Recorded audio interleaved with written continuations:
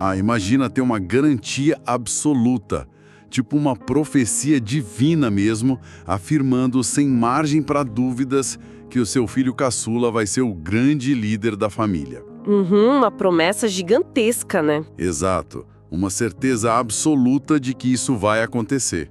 Mas aí, anos depois, você decide que precisa costurar peles de animais mortos nos braços desse filho. Nossa, sim, para disfarçar o menino e mandar ele enganar o próprio marido. Pois é, um marido que, detalhe, tá cego e à beira da morte. E tudo isso para forçar ele a assinar, digamos assim, a transferência dos bens e da liderança. É um cenário que, assim, beira o absurdo quando a gente olha com a nossa lente contemporânea, mas revela camadas muito profundas sobre a natureza humana. Muito. E hoje o nosso mergulho profundo vai se debruçar sobre o que talvez seja o caso mais desastroso e, ironicamente, desnecessário de fraude familiar da história antiga. Certo? Vamos desempacotar isso. Bom, o que temos sobre a mesa hoje é uma vasta seleção de materiais de estudo teológico, além de análises históricas bem focadas no livro de Gênesis. E a nossa intenção não é só recontar a história clássica de Isaac, Rebeca, Jacó e Esaú, como se fosse um conto de fadas, né? Não mesmo. Nós queremos dissecar a anatomia dessa disfunção. Entender o porquê de tudo isso, sabe? Tipo, os mecanismos por trás dessas escolhas. Isso, como o imediatismo, a preferência descarada por um filho e aquela necessidade compulsiva de controlar o futuro transformaram a família. Uma linhagem que era promissora virou um ambiente de pura toxicidade. E é super importante ressaltar para quem nos ouve que vamos olhar para esses textos como estudo de caso fenomenal. Com certeza, um estudo sobre psicologia humana, dinâmicas de poder e, claro, os efeitos colaterais de decisões precipitadas. Porque a verdade é que os personagens não são heróis perfeitos em pedestais, eles são pessoas incrivelmente falhas. Tomando decisões bem questionáveis e lidando com o peso de consequências que vão ecoar por gerações. Então, para entender o famoso conflito do roubo da bênção, a gente não pode simplesmente pular para o dia da fraude. Não, tem muita coisa antes. A gente precisa recuar um pouco e observar o ecossistema bizarro onde esses meninos cresceram. Um ambiente que misturou milagres extraordinários com divisões muito perigosas. Sem dúvida. O contexto pré-nascimento é a chave que destranca todo o comportamento posterior dessa família. As fontes detalham bastante isso, né? Sim, elas mostram que a própria existência desses gêmeos foi precedida por uma angústia prolongada. Isaac e Rebeca enfrentaram a infertilidade por 20 longos anos. 20 anos é muito tempo, principalmente naquela época. Pois é, e para a gente entender o peso disso na cultura do Antigo Oriente Próximo, a ausência de um herdeiro não era só uma tristeza pessoal, era uma crise de sobrevivência. Uma crise de identidade também, eu imagino. Exato, especialmente para um clã que carregava uma promessa territorial. Isaac orou fervorosamente. Eles casaram quando ele tinha 40 anos e a resposta só veio aos 60. Ou seja, quando a Rebeca finalmente engravida, a carga de expectativa sobre ela já era descomunal. E não foi uma gravidez tranquila, certo? Nossa, longe disso. Os textos relatam que havia uma agitação muito violenta acontecendo ali dentro do ventre. Tipo uma briga mesmo? Isso, tanto que ela foi buscar algum tipo de resposta divina para entender o que estava vendo com o próprio corpo. E a resposta que ela recebeu deve ter caído como uma bomba na época. Foi dito a ela que havia 2 nações ali dentro. E o detalhe chocante é a quebra de uma regra fundamental daquela sociedade. Deus diz: o maior servirá ao menor. O que, assim, quebrava todo o protocolo, né? É o ponto de inflexão total. Em culturas patriarcais e nômades, a primogenitura é a espinha dorsal da estrutura social. O filho mais velho é o sucessor natural. O herdeiro principal. Exatamente. Dizer que o mais velho serviria o mais novo era subverter completamente a ordem das coisas. E o nascimento já foi um prenúncio do conflito. Esaú nasce primeiro e ele é descrito fisicamente de um jeito bem peculiar nas fontes. Sim, ruivo, coberto de pelos, o que mais tarde até se liga ao nome Edom, mas logo em seguida sai o Jacó.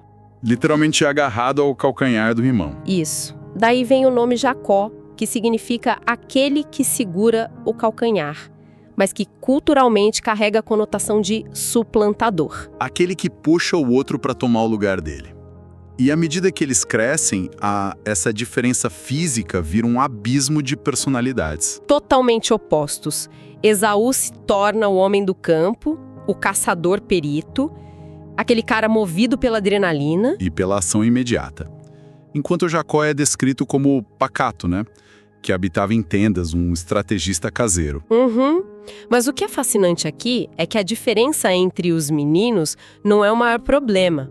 É a atitude dos pais, que a escolha divina pelo filho menor era para preservar uma linhagem espiritual. Não focada na força bruta. Exato. Mas a parcialidade explícita dos pais não foi uma instrução divina. Foi uma falha humana terrível. Um favoritismo que criou um barril de pólvora familiar. Isaac amava o Esaú por causa da caça. Um motivo bem utilitário, né? Ele via no Esaú a força necessária para sobreviver no deserto. E a Rebeca se apega ao Jacó, talvez por temperamento, mas principalmente por causa da profecia. Sim, ela guardava a profecia como um trunfo. O favoritismo foi a semante da destruição. Certo. Então a gente tem esse barril de pólvora. E a primeira grande faísca acontece em torno de um prato de comida. O famoso episódio do guisado vermelho, as lentilhas. Só que eu preciso fazer uma pausa aqui e questionar algo que as fontes trazem. A narrativa diz que Esaú volta do campo exausto. Achando que vai literalmente morrer de fome. Isso. Aí o Jacó tá lá, tranquilo, cozinhando.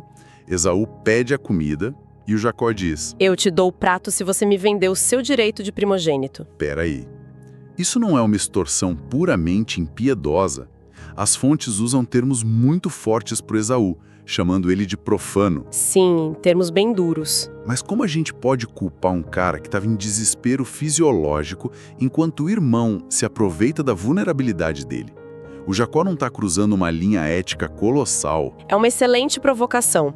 Quando a gente olha com a nossa visão moderna de direito, o Jacó parece um chantagista mesmo. Aplicando um contrato nulo por coação? De fato. E os textos não isentam o caráter calculista do Jacó. Ele se aproveita de uma fraqueza. Mas se conectarmos isso ao contexto geral, a gente entende o rótulo de profano pro Esaú. O que era exatamente a primogenitura, então? Não era só herdar mais ovelhas ou a tenda principal. O primogênito era o sacerdote da família. Ah, o líder espiritual. Exatamente. O responsável por manter o altar, repassar a aliança divina para a próxima geração e liderar o clã moralmente. Então a transação não era apenas sobre dinheiro ou posses. Era sobre identidade e propósito. Perfeito. A visão histórica é que o Esaú não perdeu um título por causa de um truque de mágica. A venda pelo guisado foi a prova final de algo que já estava vazio dentro dele. Ele detestava a responsabilidade espiritual. Ele era o arquétipo do imediatismo absoluto. Olhou para uma vocação de séculos e decidiu que o alívio gástrico de uma tarde qualquer valia mais. E a palavra profano entra aí. Sim. No original, profano não é só quem fala palavrão. É quem trata o que é sagrado como algo comum, descartável. Nossa, isso vira a chave completamente. E a prova maior disso vem depois, quando o Esaú decide se casar com 2 mulheres hititas da região. Contrariando toda a tradição da família de manter a separação cultural e religiosa, né? Exato. Ele não estava nem aí pro peso da linhagem. Isso muda bastante a perspectiva. Esaú não foi a vítima ingênua de um golpe financeiro. Não, ele abdicou ativamente do papel. Mas mesmo com esse acordo verbal das lentilhas, a transferência de poder ainda dependia de uma oficialização, o que nos leva ao momento em que Isaac está idoso e cego. E sentindo que a morte se aproxima. Ele decide resolver a questão sucessória às escondidas. Sim, ele chama o Esaú e pede que ele casse e prepare um guisado para liberar a bênção patriarcal. Por que ele não podia simplesmente escrever um testamento? Esse é um mecanismo fundamental do Antigo Oriente Próximo.